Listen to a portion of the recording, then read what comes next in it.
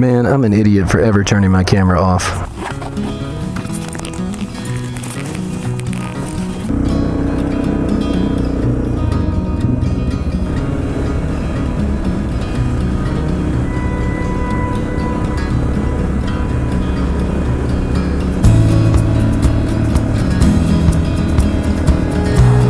I appreciate it, but I'm good.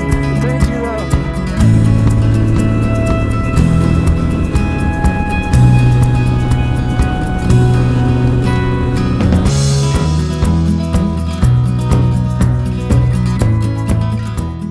An uneventful and quiet night in the hotel did me good. I'm ready to head home. Been prepping the bike and the luggage. I'm a little bit concerned. It was really cold overnight. It doesn't always like to start easily in conditions like this, so we'll see. I've also been topping off the tires with these cartridges, and I gotta say they're easy, they're fast, but they don't hold a lot of air. And I'm probably gonna want an actual air compressor that works with my accessory plug at some point. The decision to leave for home was a difficult one. As you can see, it was another clear, cold day in Tennessee, and it would have been great weather for another all-day ride. However, I had limited time for this trip, and every mile that I covered heading west was going to require another mile back east the next morning. Ducktown is about the closest that the TAT gets to Atlanta, so any direction but south was just taking me further out. Doing distance, or I see Georgia plates. Not too far, must be more away. Not too far. I'm living in Atlanta, but I was doing part of the Transamerica Trail. Oh yeah, the TAT. I'm gonna take it home today. Unfortunately, I'd love to stay out another day. Yeah. But I've got a KTM 1190. Oh, nice. My bud and I, we go out west a lot. We've got two WR250s.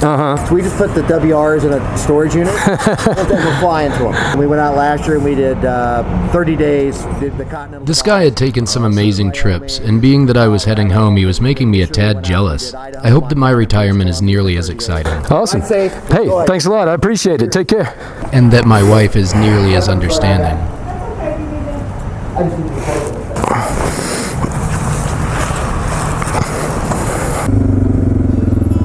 Just got one photo op that I want.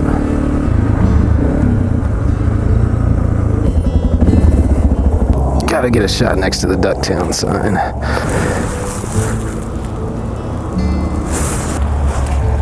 You want me to get a picture of you on the bike in the Ducktown? Thank you. Have a great Yeah, you too. Thank you. Thank you. Man, people out here are friendly as fuck. It's one of those moments where I am excited to be heading home, but sad to be leaving.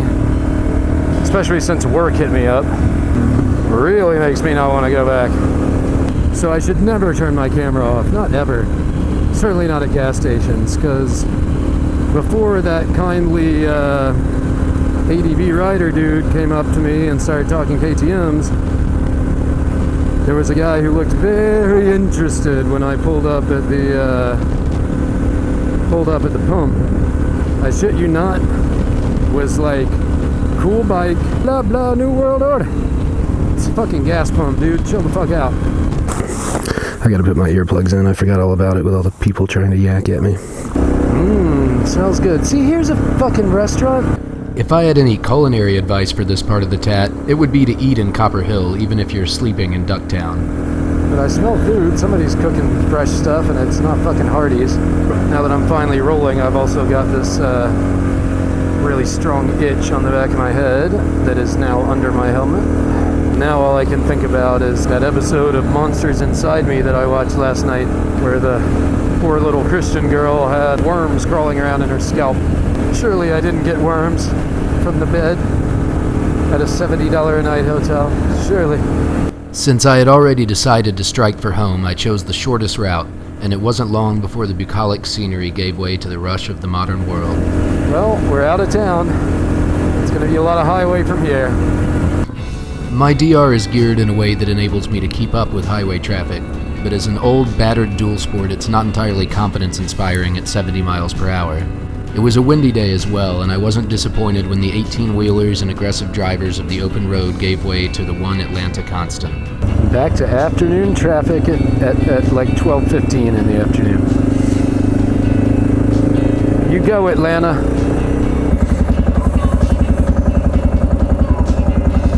Oh, I'm so glad I got that Asian kid's thumbs up on film. Oh, and to think I'll be driving to work on these streets in 2 days. Fucking boo. Supreme Fish Delight. We're definitely back in Atlanta. I like to include these coming home sequences because they really emphasize just how much the environment can change with just a few hours of riding. 24 hours prior to this, I was racing up a mountain and sleeping in a town of less than 500 people. Now I was back in a city of millions. Atlanta might not have a lot of dirt in town, but an hour in any direction can get you stranded in clay or mud, and I'm thankful for that. It had been an incredible couple of days, but I have to admit that I felt pretty satisfied as I pulled into the neighborhood. The people, the glorious weather, the beer fridge. Home has its perks. Place where it's not fucking dead of winter. Feels a lot better. In the sun, for sure. I was finally home, safe, uninjured, and with absolutely no mechanical issues.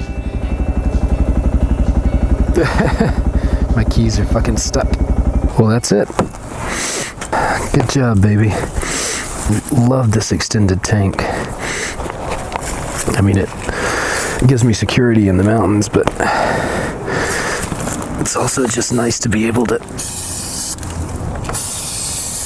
shoot for a place that's 100 miles away and not even have to think about taking a break to get gas. All right. Thanks for coming along, guys. Got a lot of editing to do.